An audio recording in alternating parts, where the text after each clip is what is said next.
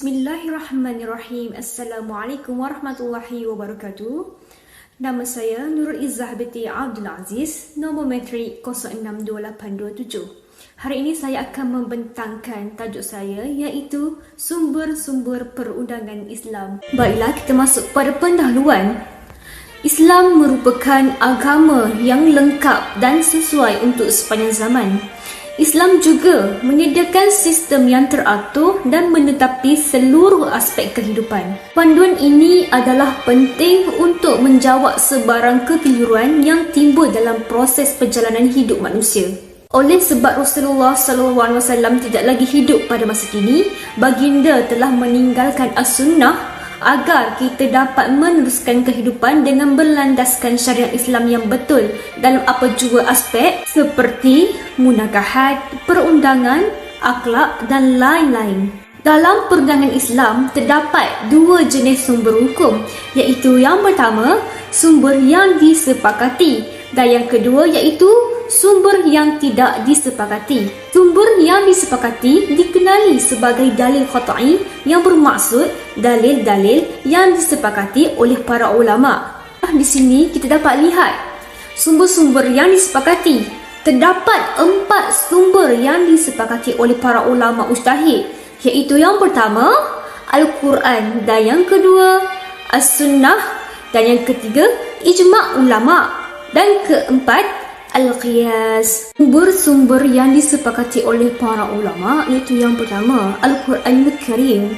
Al-Quran ditakrifkan sebagai kalamullah yang bermukjizat yang diturunkan kepada Nabi Muhammad SAW melalui malaikat Jibril dalam bahasa Arab dan diriwayatkan secara mutawatir, serta membacanya adalah ibadah.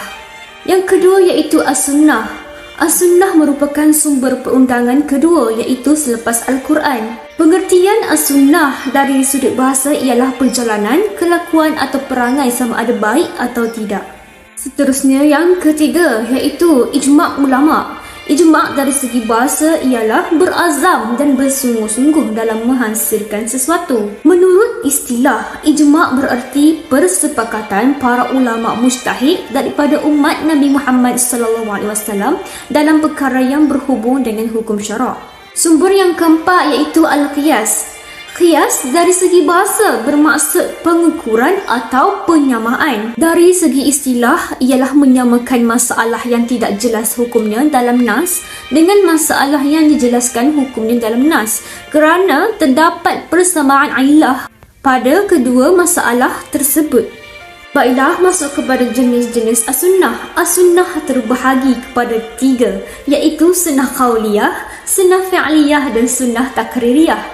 Sunnah qauliyah ialah segala ucapan daripada Nabi Muhammad SAW, manakala sunnah fi'liyah pula merupakan segala perbuatan Nabi Muhammad SAW yang menjadi syariat bagi umatnya. Selain itu, sunnah takririyah adalah diamnya Nabi SAW dan beliau tidak mengingkari perkataan atau perbuatan sahabat yang terjadi di hadapannya. Sebagai pentafsir kepada Al-Quran, penghurai dan penerang maksud Al-Quran, di dalam Al-Quran terdapat ayat-ayat yang memerlukan pentafsiran yang lebih lanjut, penerangan yang lebih jelas dan huraian terperinci. Pentafsiran dan penghuraian yang dibuat oleh sunnah terhadap Al-Quran boleh disimpul kepada 4 cara.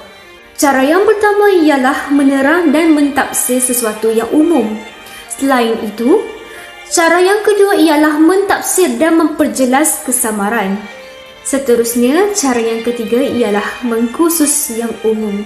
Secara kesimpulannya, di sini dapat kita simpulkan jika sunnah menjadi sumber kedua pembinaan tamadun Islam selepas Al-Quran memperinci dan merealisasikan ajaran Al-Quran berkaitan perkara-perkara yang menjadi teras dalam tamadun Islam, manakala dari aspek akidah pula, keyakinan terhadap autoriti sunnah merupakan sebahagian daripada rukun iman, iaitu beriman dengan para rasul.